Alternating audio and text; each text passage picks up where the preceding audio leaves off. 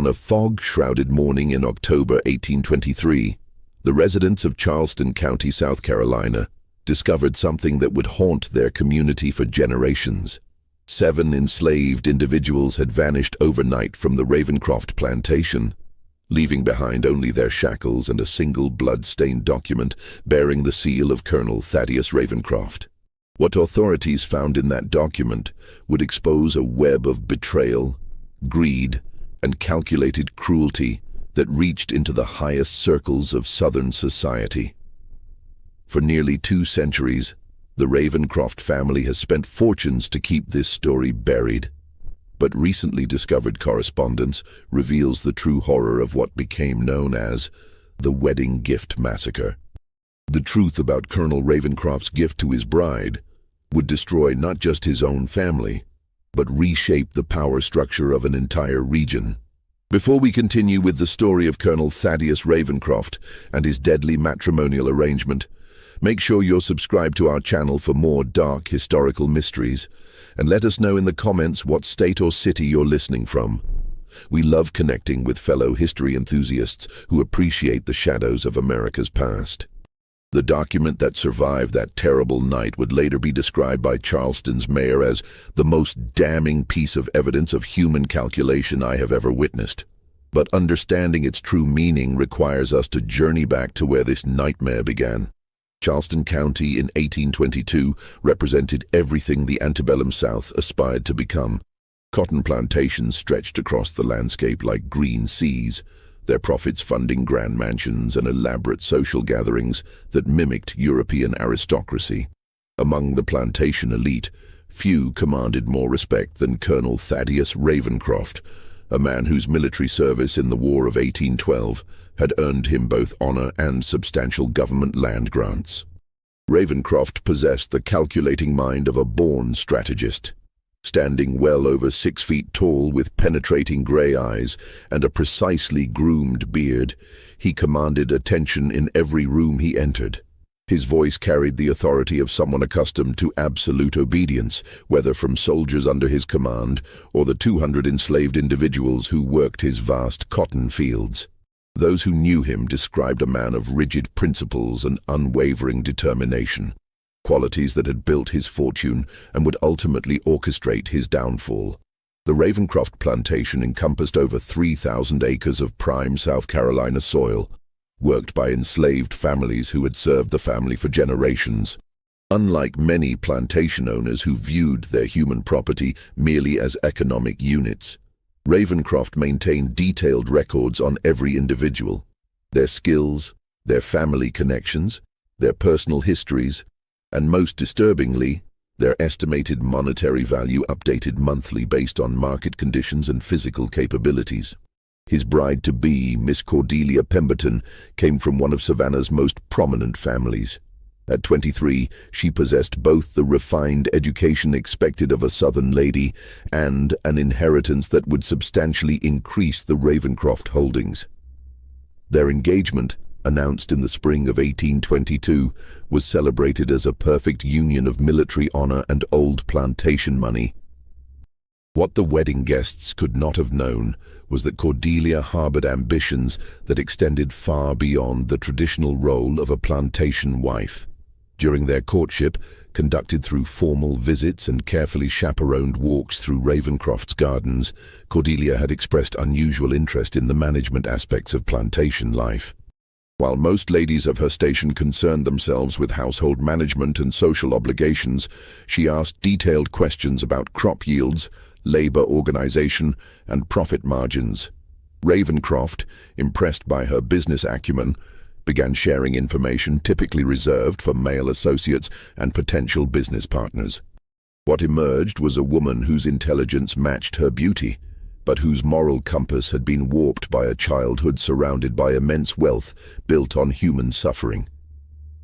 Cordelia's father, Horatio Pemberton, had made his fortune not just through cotton, but through the buying and selling of enslaved individuals across multiple states.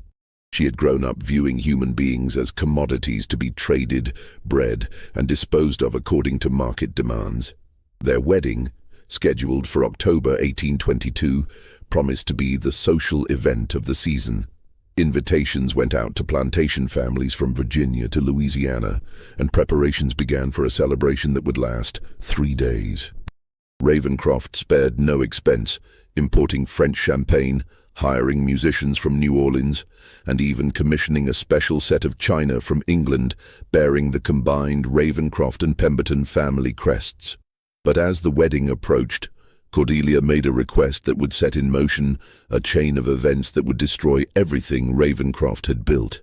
During a private dinner in September, she asked her fiancé for something no Southern bride had ever requested as a wedding gift: complete ownership and control over 7 specific enslaved individuals from his plantation. The conversation took place in Ravencroft's private study, a room lined with military maps, family portraits, and ledgers documenting every aspect of his plantation empire. Outside, September thunder rolled across the cotton fields as Cordelia presented her unusual request with the same calm precision she might use to discuss flower arrangements or menu selections. "My dear Thaddeus," she began, her voice carrying an undertone that made the colonel shift uncomfortably in his leather chair. "I have been considering how best to contribute to our household's prosperity after our marriage. I believe I can be of greater service than you might expect." Ravencroft listened as his bride-to-be outlined her proposal with disturbing clinical detail.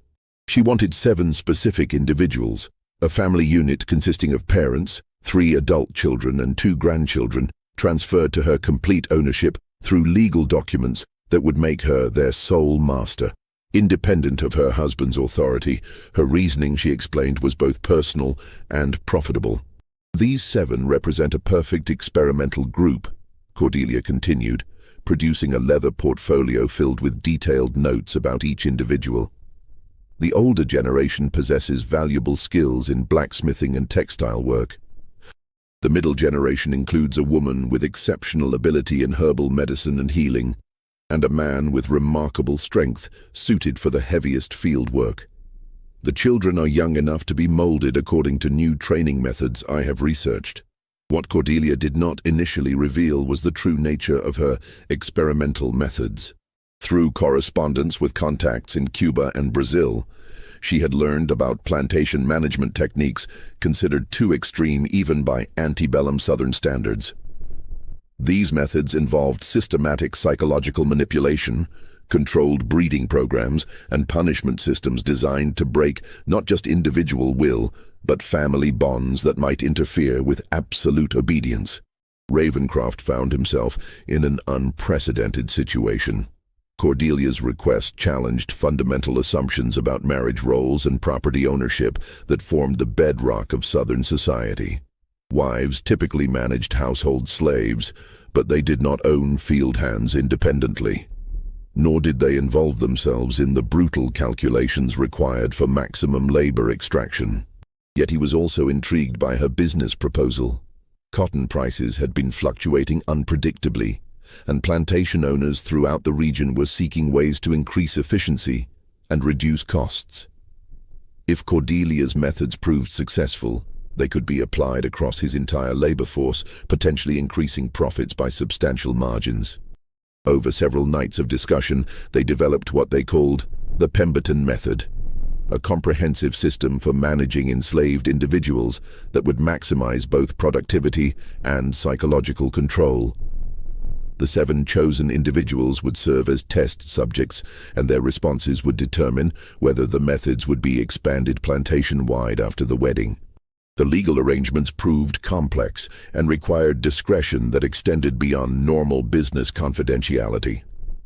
Ravencroft retained Charleston attorney Marcus Bellwether, a man known for handling sensitive plantation legal matters with absolute discretion. Bellwether drew up documents that would transfer complete ownership of the 7 individuals to Cordelia upon their marriage, with provisions that would keep the arrangement secret from other plantation owners and local authorities. What made the arrangement particularly sinister was a clause Cordelia insisted upon. The 7 individuals would be relocated to a remote section of the plantation, where her experiments could proceed without interference from other enslaved workers or observation by visitors. A separate building, disguised as a textile workshop, would serve as both living quarters and location for implementing the new management techniques. As October approached, Ravencroft convinced himself that his bride's unusual request represented forward-thinking business innovation rather than calculated cruelty. He had built his fortune through calculated risks and strategic thinking, qualities he now recognized in Cordelia. Their marriage would be more than a social union. It would be a business partnership designed to revolutionize plantation management throughout the South. What neither of them anticipated was that word of their unusual arrangement would reach ears beyond their trusted circle, setting in motion events that would transform their wedding celebration into something far more sinister. October 15th, 1822. Dawned with the kind of crisp autumn clarity that made Charleston County seem like a paradise on earth. The Ravencroft plantation had been transformed for the wedding celebration, with white silk ribbons adorning the oak trees lining the main drive and tables laden with delicacies arranged across the mansion's expansive grounds. Over 200 guests arrived throughout the morning, their carriages creating a procession that stretched for miles along the country roads. Among the wedding guests were some of the most powerful families in the antebellum South. Governor Richardson himself attended, along with senators, judges, and plantation owners whose combined wealth could influence state and federal legislation. The ceremony took place in the plantation's garden pavilion, with Cordelia radiant in imported French silk and Ravencroft resplendent in his military dress uniform. But the true significance of the day would emerge during the gift presentation ceremony, a tradition where the groom publicly announced his wedding present to his bride. Ravencroft had planned this moment carefully, understanding that his gift would be discussed in drawing rooms from Virginia to Louisiana for months to come. Standing before the assembled guests, Ravencroft called for attention and began what would become the most infamous wedding speech in South Carolina history. "My dear friends," he announced, his voice carrying clearly across the garden, "it is customary for a groom to present his bride with jewels, fine clothing, or perhaps a new carriage. But my beloved Cordelia has requested something far more practical and forward-thinking." The crowd listened with growing fascination as Ravencroft described his gift: the legal ownership of 7 enslaved individuals, chosen specifically for their diverse skills and potential for what he termed innovative management approaches. He spoke of his bride's business acumen and her desire to contribute actively to the plantation's prosperity through improved labor efficiency methods. What the guests heard was a respected military officer praising his wife's entrepreneurial spirit and commitment to plantation improvement.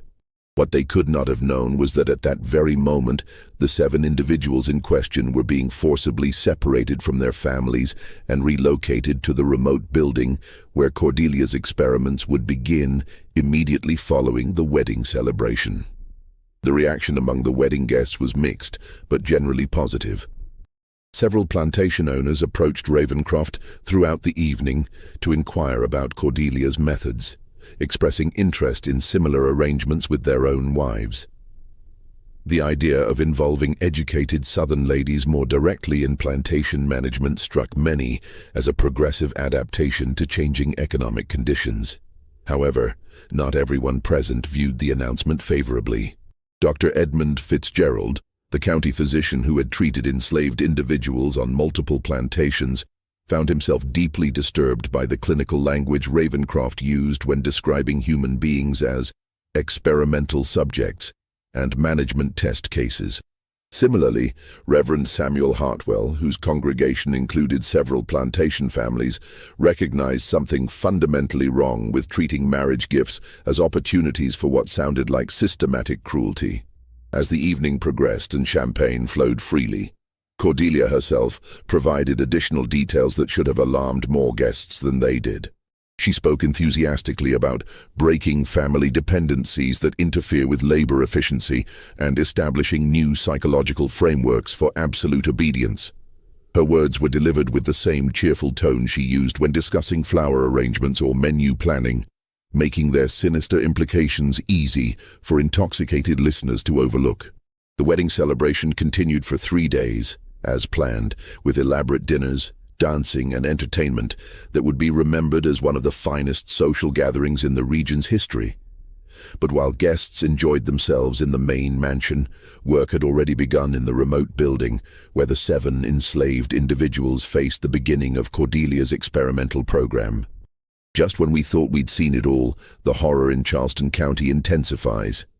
If this story is giving you chills, share this video with a friend who loves dark mysteries, hit that like button to support our content, and don't forget to subscribe to never miss stories like this.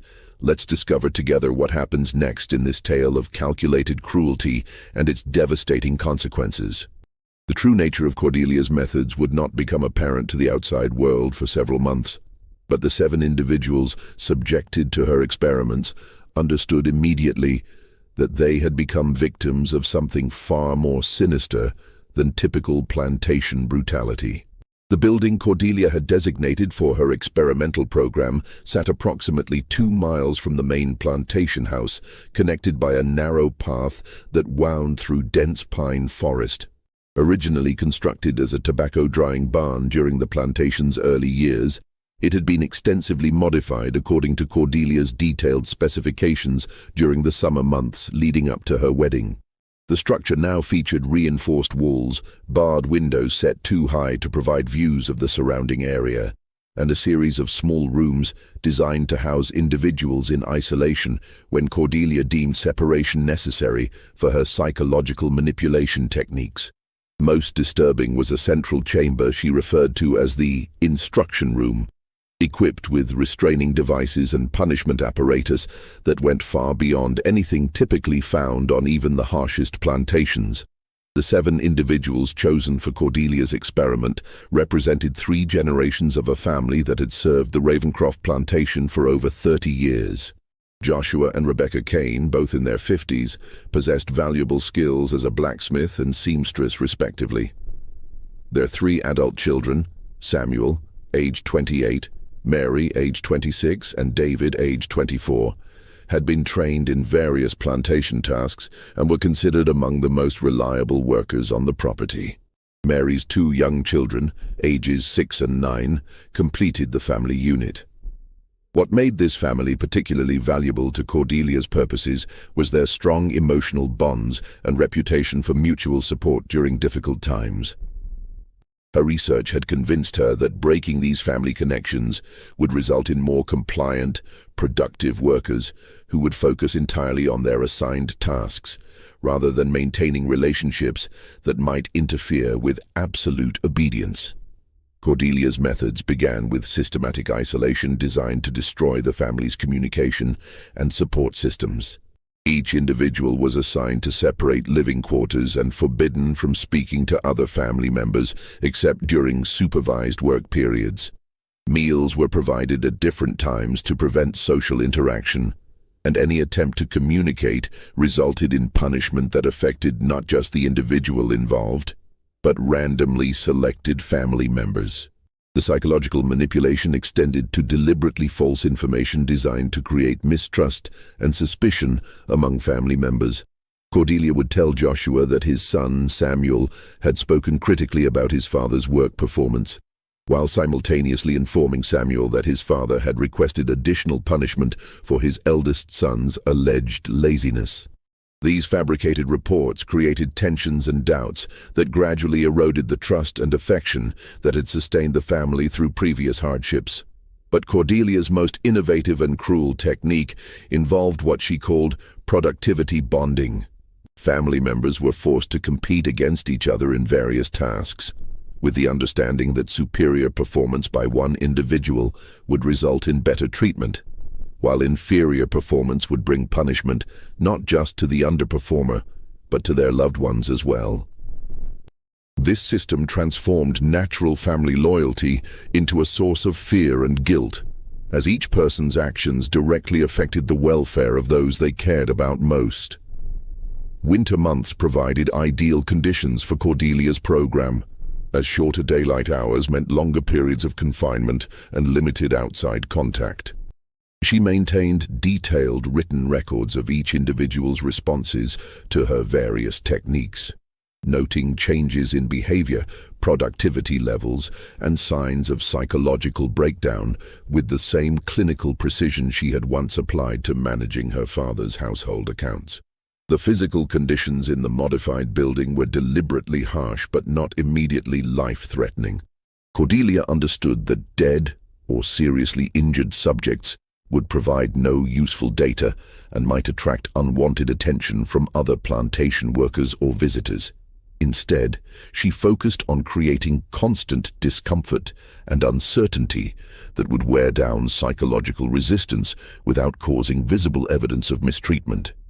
Food rations were carefully calculated to maintain health while creating perpetual hunger that could be used as both punishment and reward. Sleeping arrangements were designed to prevent rest and recovery, with thin mattresses, inadequate blankets, and deliberately uncomfortable sleeping positions that left individuals exhausted and more susceptible to psychological manipulation. Throughout the winter months, Cordelia visited her experimental subjects daily, always accompanied by 2 trusted overseers who had been sworn to secrecy about the special arrangements. She would observe their responses to her various techniques, interview each individual separately to assess their psychological state, and adjust her methods based on what she perceived as successful or unsuccessful approaches. What Cordelia failed to anticipate was that her systematic cruelty was creating something more dangerous than broken individuals. It was forging a group of people with nothing left to lose and every reason to seek revenge against those who had destroyed their lives. By February 1823, rumors about the mysterious building and its 7 missing occupants had begun circulating through the slave quarters of the main plantation. The Kane family had been respected members of the community for decades, known for their skills, their strong family bonds, and their willingness to help others during times of illness or personal crisis. Their sudden disappearance and the strict prohibition against discussing their whereabouts had created an atmosphere of fear and suspicion among the remaining enslaved population. Martha Washington, an elderly woman who had served as an unofficial community leader for over 20 years, began quietly gathering information about what had happened to the missing family. Her position as head cook in the main house provided opportunities to overhear conversations between Ravencroft, his new wife, and their visitors, while her respected status among the enslaved community made her a natural focal point for concerns and questions. What Martha learned through careful observation and discreet inquiries painted a picture far more disturbing than typical plantation brutality. The 2 overseers assigned to the remote building had been selected specifically for their reputation for cruelty and their isolation from the main plantation community. Neither man had family connections or close friendships that might create conflicts of loyalty if they were asked to participate in activities that exceeded normal punishment protocols. More troubling were the supplies that had been delivered to the building throughout the winter months. Martha had observed wagons carrying unusual items, medical instruments that seemed designed for inflicting pain rather than providing treatment, restraining devices that appeared far more sophisticated than typical plantation punishment equipment, and large quantities of materials that suggested extended confinement rather than temporary disciplinary measures. But perhaps most disturbing were the sounds that could occasionally be heard from the direction of the remote building during quiet winter nights. Several plantation workers reported hearing screams and cries that lasted for hours, followed by periods of absolute silence that seemed somehow more ominous than the sounds of obvious suffering. Martha began organizing what she called prayer circles, gatherings where enslaved individuals would meet in secret to discuss their concerns and share information about the missing family. These meetings served multiple purposes. They provided emotional support for a community living under constant fear. They facilitated the exchange of information that might be useful for survival, and they began to foster a sense of unity and shared purpose that had previously been prevented by the plantation's size and the diverse backgrounds of its workers. Through these gatherings, A picture emerged of Cordelia's activities that went far beyond what the wedding guests had heard described as innovative management techniques. Reports from those who had observed the building from a distance suggested systematic torture designed not just to punish, but to break the human spirit in ways that would make individuals incapable of resistance or independent thought. The prayer circles also served as a means of preserving information that might otherwise be lost or forgotten. Martha insisted that detailed accounts of everything they learned about the missing family be memorized by multiple individuals, ensuring that evidence of what was happening would survive, even if those who gathered it were punished or sold to other plantations. As winter turned toward spring, these gatherings began to evolve into something more active than mere information sharing. The realization that the Kane family's fate could befall any of them at any time had created a sense of urgency that overcame the caution and resignation that typically characterized plantation life. For the first time in the plantation's history, enslaved workers began discussing not just survival strategies, but the possibility of active resistance. Meanwhile, word of the Ravencroft Plantation's experimental program had begun to spread among the white community as well, though in very different terms than the whispered fears circulating through the slave quarters. Several plantation owners from neighboring counties had requested meetings with Cordelia to learn about her innovative management techniques, and there was growing speculation that her methods might be adopted more widely throughout the region. This outside interest created additional pressure for Cordelia to produce demonstrable results from her experimental program. The 7 members of the Kane family were no longer just subjects for her personal research. They had become proof of concept for methods that might revolutionize plantation management throughout the antebellum South. Their complete psychological breakdown and transformation into perfectly obedient workers would establish Cordelia as a pioneer in plantation efficiency, while any failure might discredit both her methods and her reputation among the planter elite. The approaching spring planting season would provide the ultimate test of whether Cordelia's experimental subjects had been successfully transformed into the kind of workers she had promised. But as the days grew longer and warmer, events were already in motion that would ensure her experiment would be remembered for very different reasons than she had anticipated. March 1823 brought unseasonably warm weather to Charleston County, along with the intensive preparations that preceded spring planting season. Across the plantation, enslaved workers prepared fields, repaired equipment, and organized supplies for the months of intensive labor that would determine the year's cotton crop and the plantation's financial success. For Cordelia, the approaching planting season represented the culmination of her experimental program.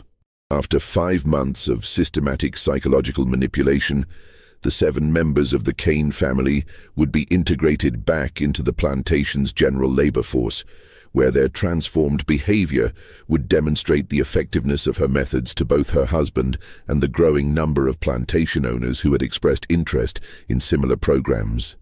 But the individuals subjected to Cordelia's experiment had undergone changes far different from what she had intended.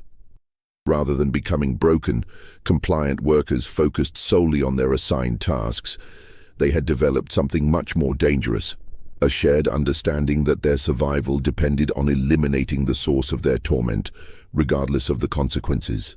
The transformation had begun with David Kane, the youngest of the adult siblings, whose natural leadership abilities had made him a particular target for Cordelia's psychological manipulation techniques.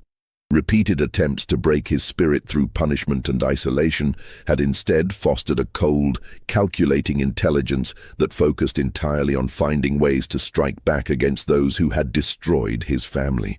Working in isolation, denied communication with his relatives, David had spent the winter months memorizing every detail of the building's layout, the routines of the overseers, and the patterns of Cordelia's visits. He had observed which doors remained unlocked during different times of day, where tools and potential weapons were stored, and how sound carried between different sections of the building. More importantly, David had found ways to communicate with his family members despite Cordelia's elaborate isolation protocols. through a system of coded sounds, hidden messages, and carefully timed gestures. The Kane family had maintained contact and begun coordinating their responses to their captors' demands. What appeared to be the gradual breakdown of family bonds was actually the development of a sophisticated conspiracy focused on a single objective: escape or revenge. The breaking point came on March 15th, when Cordelia decided to implement what she called the final integration test. Mary Kane's 6-year-old daughter, little Sarah, would be separated from her mother permanently and assigned to work in the main house, where her mother would be able to see her daily but never speak to her again. This separation, Cordelia explained to her overseers, would demonstrate whether the psychological conditioning had been successful in eliminating inappropriate emotional attachments that interfered with work efficiency. But when the overseers came to collect Sarah that morning, they found the Kane family prepared for something very different than passive compliance. The months of systematic torture had indeed transformed them, but not into broken, obedient workers. They had become a coordinated unit focused entirely on survival and retribution, with nothing left to lose and no remaining faith that submission would protect them from further cruelty. The confrontation began when David Kane refused to allow the overseers to take his niece. His defiance was not the desperate resistance of someone acting on impulse, but the calculated challenge of someone who had prepared for this moment for months. When the first overseer moved to strike David for his insubordination, he found himself facing not one individual, but the combined resistance of 7 people who had decided that death was preferable to continued torture. What followed was not the chaotic violence of desperate people, but the systematic execution of a plan that had been developed over months of careful observation and preparation. The Kane family had identified their captors' weaknesses, learned the building's vulnerabilities, and prepared themselves for the consequences of active resistance. When the moment came, they were ready. The 2 overseers assigned to guard them were experienced in controlling individual slaves through intimidation and punishment, but they were unprepared for coordinated resistance from a group that no longer feared death. Within minutes, both men were dead, killed not in a frenzy of anger, but through the careful application of tools and techniques that David and his family had planned, with the same precision Cordelia had used to design their torment. But killing their immediate captors was only the beginning of what the Kane family had planned for this day. They had spent months listening to Cordelia's daily visits, memorizing her routines, and preparing for the opportunity to confront the person truly responsible for their suffering. And on the morning of March 15th, they knew exactly where to find her. Cordelia Ravencroft began March 15th with the same methodical approach she had applied to every aspect of her experimental program. After breakfast with her husband in the main house dining room, she collected her daily observation notes, gathered the supplies needed for the morning's integration test, and set out along the familiar path through the pine forest toward the remote building where her subjects awaited her arrival. The morning air carried the sweet scent of early spring flowers and the sounds of plantation life beginning another day. Field hands were already at work preparing for the coming planting season, their voices and the sounds of their tools creating a backdrop of productive activity that reinforced Cordelia's conviction that her experimental methods would soon revolutionize plantation management throughout the South. She walked with the confident stride of someone who had never encountered resistance she could not overcome through careful planning and systematic application of pressure. The 5 months of her experimental program had proceeded exactly according to her expectations, with each of the 7 subjects showing precisely the kind of psychological transformation that would make them ideal workers once they were integrated back into the plantation's general labor force. What Cordelia discovered when she reached the building was a scene that would haunt the nightmares of everyone who witnessed it for the rest of their lives. The 2 overseers lay dead in the central instruction room, killed with tools and techniques that demonstrated both planning and intimate knowledge of human anatomy. But far more disturbing than their deaths was the evidence of systematic preparation that surrounded their bodies. The Kane family had used their months of confinement to transform the building into something very different from what Cordelia had intended. Tools had been modified into weapons, escape routes had been prepared, and supplies had been gathered for what was clearly a carefully planned confrontation rather than a spontaneous act of violence. But most disturbing of all was the realization that the 7 individuals she had believed were broken and compliant had instead been watching her, learning her routines, studying her vulnerabilities, and preparing for this moment with the same methodical precision she had used to design their torment. David Kane stood in the center of the instruction room, no longer the psychologically shattered individual Cordelia believed she had created, but someone whose intelligence and determination had been focused entirely on survival and retribution.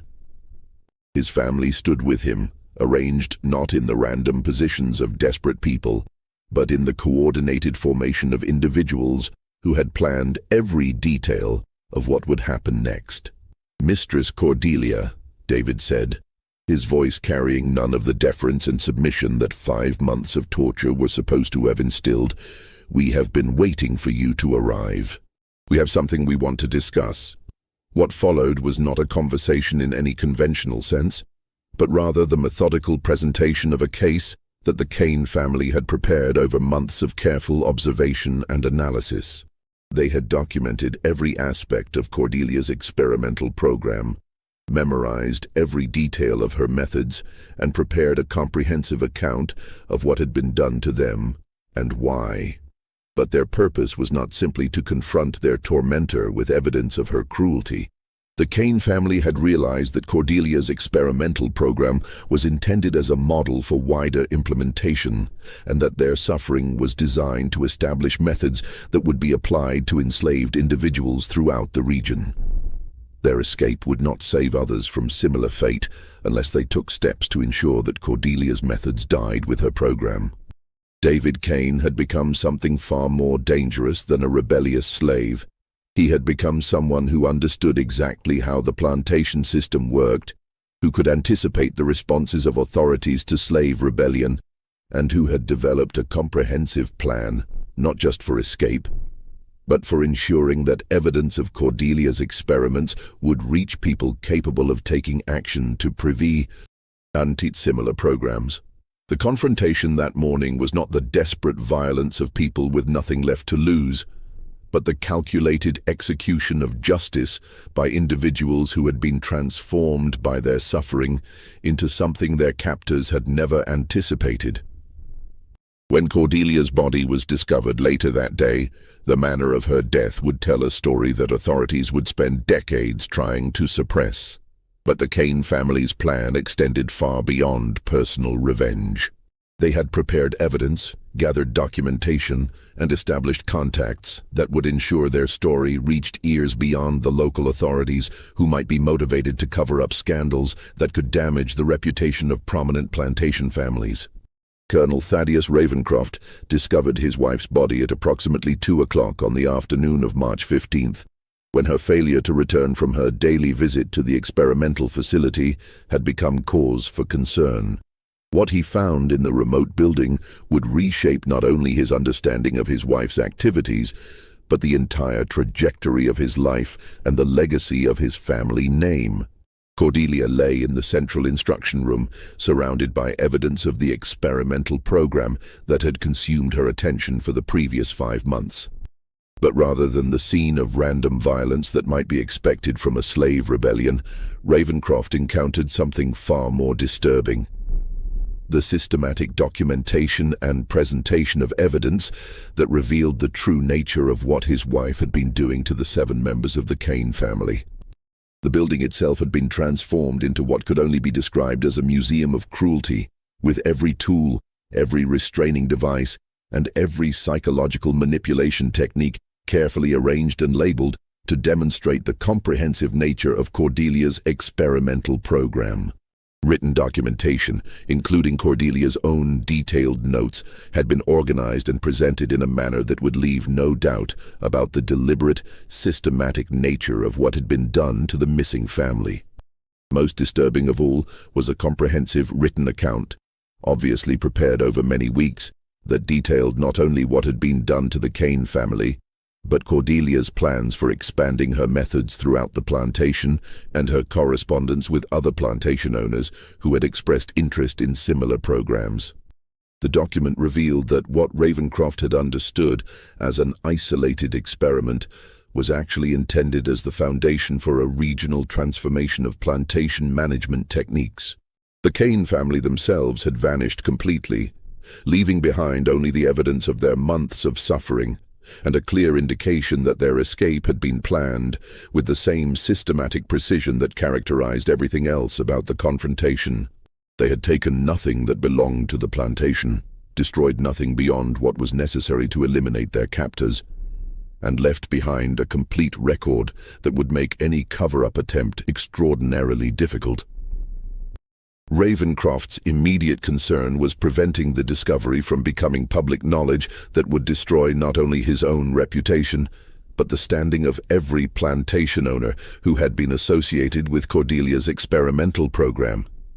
Within hours of finding his wife's body, he had dispatched trusted riders to contact other members of the planter elite who needed to be warned about the potential scandal and enlisted in efforts to control the narrative. The response was swift and coordinated. By evening, representatives from some of the most powerful families in South Carolina had arrived at the Ravencroft plantation to assess the situation and develop strategies for preventing the truth about Cordelia's experimental program from reaching authorities or newspapers that might use the information to attack the entire plantation system. What they discovered was evidence so damning that traditional cover-up methods would be inadequate. The systematic nature of Cordelia's cruelty, the involvement of other plantation owners in planning similar programs, and the comprehensive documentation left behind by the Kane family created risks that extended far beyond damage to individual reputations. The decision was made to implement what they called comprehensive suppression, a coordinated effort that involved local law enforcement, regional newspapers, and political authorities at the state level. The official story would be that Cordelia Ravencroft had been killed during a random slave rebellion that was quickly suppressed, with the perpetrators captured and executed to prevent similar incidents. But creating a believable alternative narrative required eliminating all evidence of the experimental program, including the building itself and everyone who had knowledge of what had actually occurred. Over the following weeks, a systematic campaign of intimidation, bribery, and threats would be implemented to ensure that no one who had witnessed evidence of Cordelia's activities would be willing or able to share that information with outside authorities. The two overseers who had been killed were described as victims of unprovoked violence, with no mention of their role in Cordelia's experimental program. The 7 members of the Kane family were reported as captured and executed, though no bodies were ever produced and no public executions took place.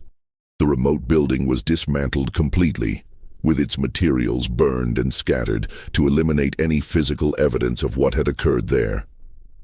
Most importantly, the comprehensive written account left behind by the Kane family was declared too dangerous to allow survival in any form. Multiple copies had apparently been prepared, and tracking down every version would require resources and coordination that extended across state boundaries and involved individuals whose own reputations depended on keeping the truth buried. What the conspirators could not have anticipated was that their efforts to suppress evidence of Cordelia's experimental program would create exactly the kind of mystery and speculation that would keep the story alive for generations. Their success in eliminating official records would transform the Ravencroft plantation tragedy into the kind of legend that would be whispered about in slave quarters and abolitionist meetings for decades to come. The coordinated cover-up effort that followed Cordelia's death succeeded in preventing immediate public exposure of her experimental program, but it could not prevent the systematic destruction of everything the Ravencroft family had built over 2 generations.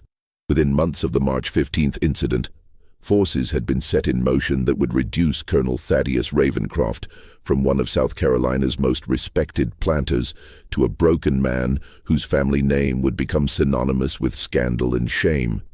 The first indication that the cover-up was failing came in late April, when unsigned letters began appearing in the offices of abolitionist newspapers throughout the North. These letters contained detailed descriptions of Cordelia's experimental program, accompanied by information that could only have come from someone with intimate knowledge of both the plantation's operations and the subsequent cover-up efforts.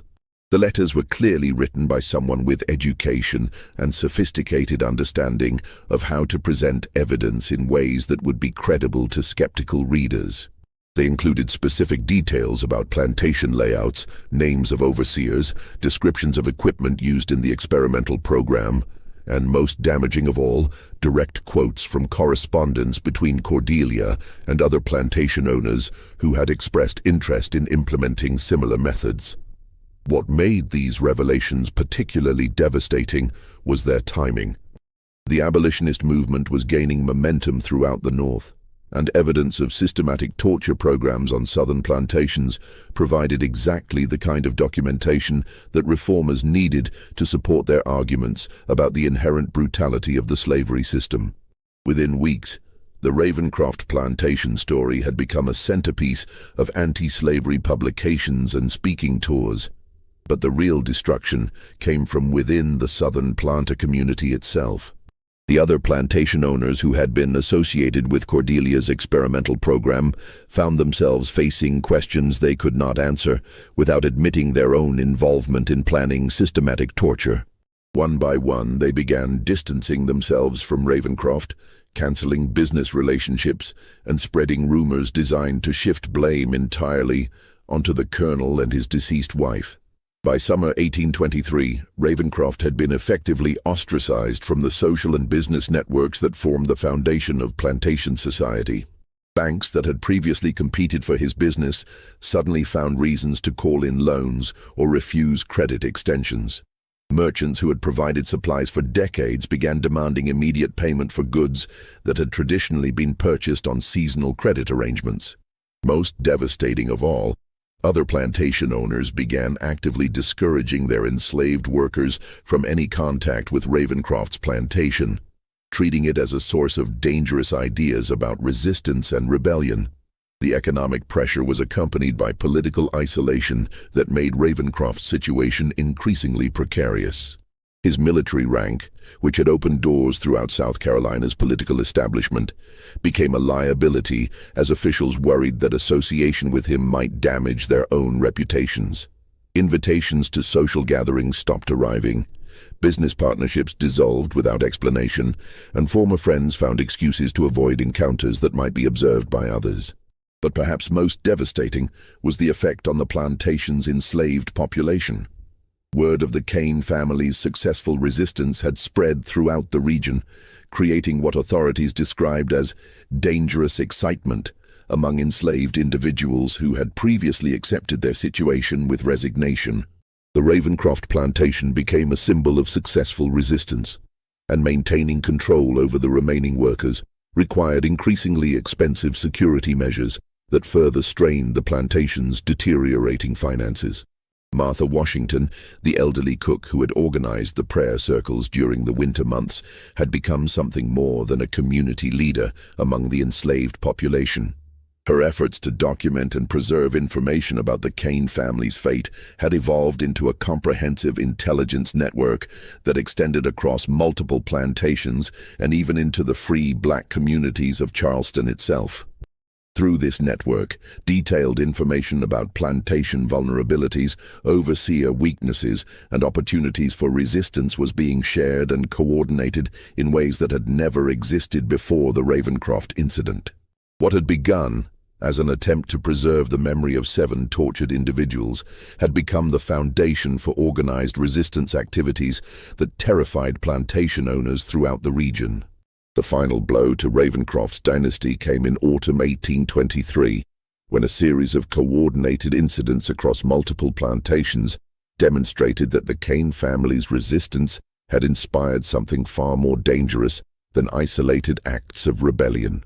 Overseers began disappearing, equipment was systematically sabotaged, and crops were destroyed in ways that suggested careful planning rather than random violence. Most alarming to authorities was evidence that the resistance activities were being coordinated by individuals who possessed detailed knowledge of plantation operations, security procedures, and the personal vulnerabilities of owners and overseers. The systematic nature of the attacks suggested that someone with intimate understanding of how the plantation system functioned was directing activities designed to destroy it from within. Colonel Ravencroft's attempts to maintain control over his own plantation became increasingly desperate and expensive. He hired additional overseers, implemented new security measures, and even constructed fortified buildings designed to protect against coordinated attacks. But each new precaution required resources he could no longer afford, while demonstrating to the remaining enslaved population that their resistance was having the desired effect. By December 1823, the plantation that had once been the pride of Charleston County had become something closer to an armed camp, with guards patrolling constantly, workers confined to quarters except during supervised labor periods, and an atmosphere of suspicion and fear that made productive work nearly impossible. The cotton crop had failed completely, livestock had been lost to systematic sabotage, and the buildings themselves showed signs of deliberate damage that occurred despite round-the-clock security measures. The end came not through dramatic confrontation, but through the simple arithmetic of financial collapse.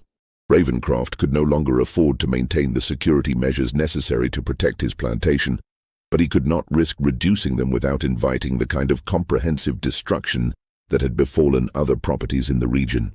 Faced with bankruptcy and the certainty that his situation would only worsen, he made the decision that would complete the destruction of his family's legacy. On January 3, 1824, Colonel Thaddeus Ravencroft made an announcement that sent shockwaves through South Carolina's planter elite and provided the final piece of evidence that abolitionists needed to document the systematic brutality underlying the plantation system. Standing in the parlor of his crumbling mansion, surrounded by furniture that would soon be sold to pay creditors, he confessed the full truth about his wife's experimental program and his own role in concealing evidence of her crimes. The confession was not motivated by remorse or moral awakening, but by the calculated recognition that his enemies already possessed enough information to destroy him completely, while his former allies had abandoned him to protect their own interests. By controlling the narrative of his own downfall, Ravencroft hoped to salvage some remnant of dignity while ensuring that others who had participated in planning similar experimental programs would face consequences for their involvement. What Ravencroft revealed was a network of correspondence and collaboration that extended far beyond his own plantation. Cordelia's experimental program had been designed as a pilot project for methods that would be implemented across dozens of plantations throughout South Carolina, Georgia, and Alabama. The systematic torture techniques she had developed were intended to become standard practices that would revolutionize plantation management and increase profits by breaking the human spirit so completely that resistance would become psychologically impossible.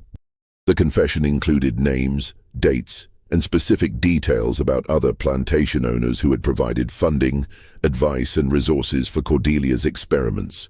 It revealed that the innovative management techniques discussed at their wedding had been the culmination of months of coordination among some of the South's most prominent families, all of whom had agreed to implement similar programs on their own properties once Cordelia's methods had been proven effective. Most damaging of all, Ravencroft's confession revealed that local authorities, including sheriffs, judges, and political officials, had been informed about the experimental program and had agreed to provide protection from legal consequences in exchange for promises that successful techniques would be shared with their own business interests. The cover-up effort that followed Cordelia's death had involved coordinated perjury, destruction of evidence, and intimidation of witnesses at levels that reached into the highest circles of state government. But Ravencroft's confession also revealed information that he could not have intended to make public. Details about the Kane family's escape that demonstrated their resistance had been far more sophisticated and far-reaching than anyone had suspected.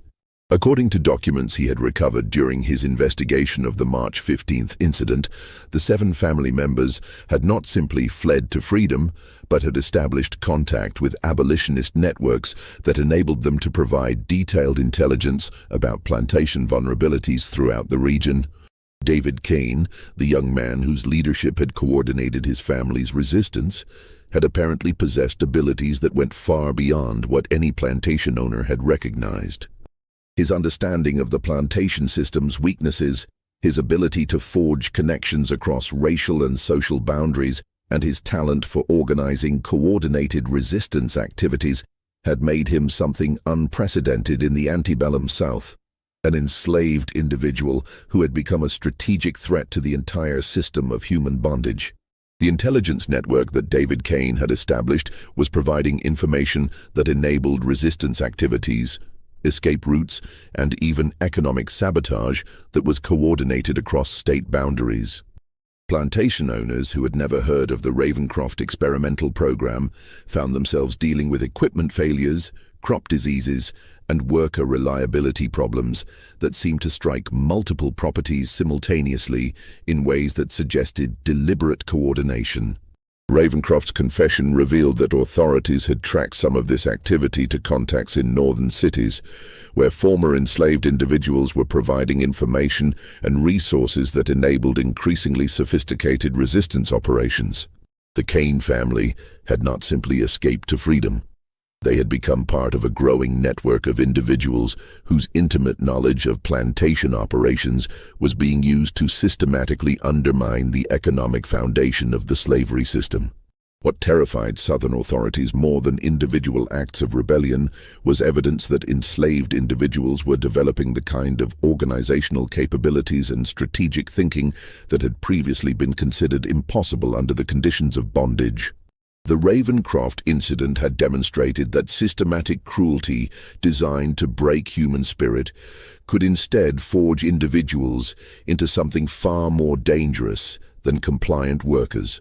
The confession's most shocking revelation concerned the ultimate fate of Cordelia herself. According to documents that Ravencroft had discovered but initially concealed, his wife had not been killed during the March 15th confrontation. Instead, she had been taken alive by the Kane family, who had subjected her to a carefully planned psychological demonstration of her own experimental techniques, before allowing her to die from injuries that were inflicted with the same systematic precision she had used to torture others. The evidence suggested that Cordelia had spent her final hours experiencing every technique she had developed for breaking human spirit, administered by individuals who had intimate knowledge of her methods and unlimited motivation to ensure she understood exactly how her victims had suffered. Her death had been neither quick nor merciful, but rather a comprehensive education in the consequences of treating other human beings as experimental subjects for systematic cruelty. This mystery shows us that the greatest horrors in American history often emerged not from supernatural forces, but from the calculated cruelty that humans can inflict upon one another, when they convince themselves that some lives matter less than others. What do you think of this story? Do you believe everything was revealed, or do you think there are still secrets buried in the Charleston County archives? Leave your comment below. If you enjoyed this tale and want more horror stories like this, subscribe, hit the notification bell, and share with someone who loves mysteries. The shadows of America's past hold many more secrets waiting to be uncovered, and we'll be here to explore them with you. The Ravencroft plantation was abandoned in February 1824, its buildings left to decay, while creditors fought over assets that proved insufficient to cover the colonel's debts. Thaddeus Ravencroft himself disappeared shortly after making his confession, with some reports suggesting he had fled to Mexico, while others claimed he had taken his own life rather than face the consequences of his revelations. But the true legacy of the Ravencroft incident extended far beyond the destruction of a single family's fortune. The experimental program that Cordelia had designed, and the resistance network that the Kane family had inspired, became symbols that influenced both the abolitionist movement and the evolution of plantation management techniques throughout the antebellum period. In the North, detailed accounts of Cordelia's systematic torture methods provided abolitionists with documentation that supported their arguments about the inherent brutality of slavery. The Ravencroft Confession became required reading in anti-slavery societies and helped convince previously neutral observers that the plantation system was fundamentally incompatible with Christian values and American principles of human dignity. More importantly, the story of the Kane family's successful resistance became a source of inspiration for enslaved individuals throughout the South who had previously accepted their situation as unchangeable. The knowledge that 7 people had not only survived systematic torture, but had successfully escaped and established networks for helping others demonstrated that resistance was possible even under the most oppressive conditions.